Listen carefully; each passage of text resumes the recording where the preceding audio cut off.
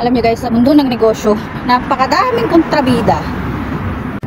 Lahat kay questionin. Tunay ba yan? Baka peke yan. Saan mo kinuha yan? Bakit ganun kamahal? Oh my gosh! Aanin mo kasi naman ang mura kung hindi ka naman gumagaling at lalo ka pang lumalala, diba?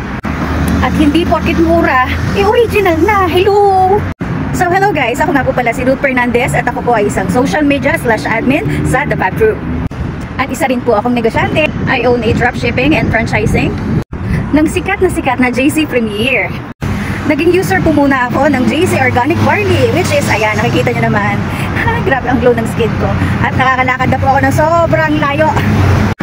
Kung sa testimony lang po, sobrang dami ko pong gustong patunayan sa inyo. Una na po sa lahat ang aking pagkakaroon ng sobrang taas na uric acid, which is, ay nako, sobrang dami pong gamot. Pangalawa po ang aking kolesterol. Ay nako, sobrang hindi ko kasi dati sa masasarap. At ang aking dysmenorrhea guys, sobrang hirap ng dinadanas ko, buwan-buwan na lang.